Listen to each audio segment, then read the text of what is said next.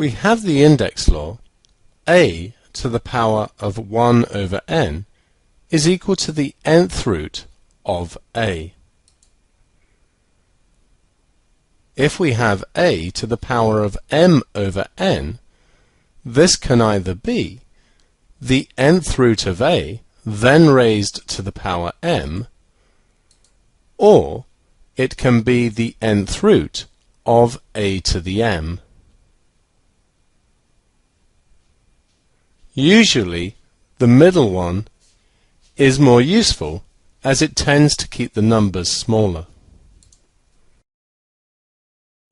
If we have x to the 3/4 equals 8, using this version of the index law, x to the 3/4 is going to be the 4th root of x because of the 4 on the bottom of the index, and then cubed because of the 3 on the top, and this is equal to 8.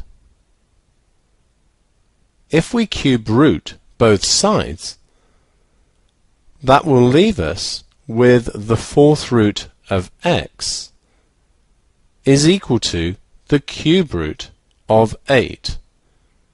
Cube and cube root are opposite processes, so cube rooting on the left gets rid of the cube. Note how we've done the same thing to both sides of the equation. We therefore have that the 4th root of x is equal to 2, since 2 is the cube root of 8. So the 4th root of x to the power 4 must be equal to 2 to the power 4. Note once again, we've done the same thing to both sides of the equation. These are opposite processes, so we're left just with x. 2 to the power 4 is 16. We could consider an alternative solution, starting with x to the 3/4 equals 8. If we start by raising both sides to the power 4/3, 4/3 chosen because it's 3/4 upside down,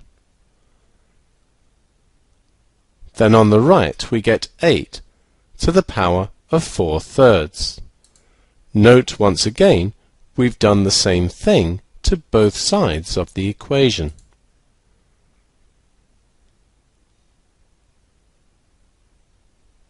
Consider a to the m, then raised to the power n.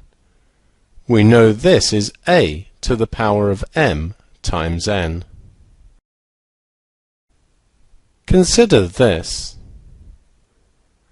We need to multiply the powers 3/4 times 4/3. The 4's will cancel, as will the 3's. 1 times 1 is 1, 1 times 1 is 1, and 1 over 1 is 1. So this becomes x to the power 1 is 8 to the power 4/3. X to the 1, of course, is just x. Using this version of the index law, 8 to the 4/3 is the cube root of 8 because of the 3 on the bottom of the fraction, then raised to the power 4 because of the 4 on the top. X is then, cube root of 8 is 2 to the power 4, and 2 to the power 4 is 16. We have two alternative methods of solution. Which one you prefer is your choice. We now have x times x to the 3rd is equal to 81. X to the 1 times x to the 1/3 is equal to 81. Consider a to the m times a to the n is equal to a to the m plus n. Looking here, we need to add 1 1/3.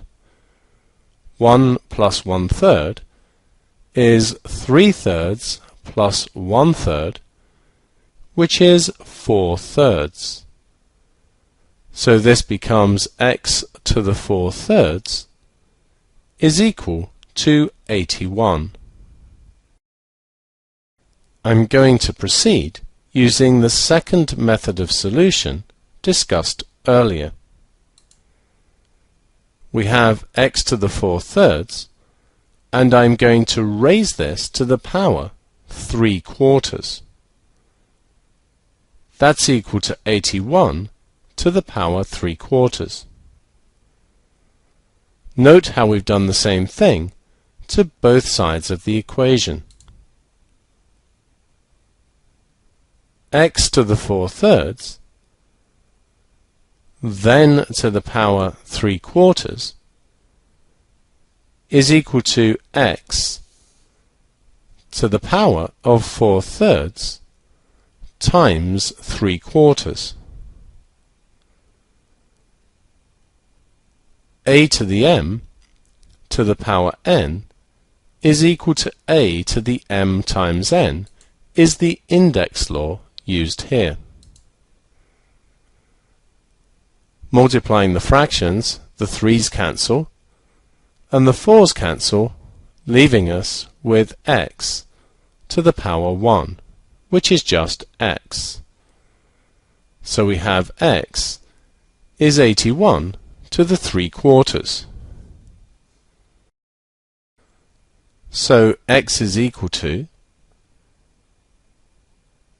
using this version of the index law, we have the 4th root of 81 because of the 4 on the bottom of the fraction, then raised to the power 3.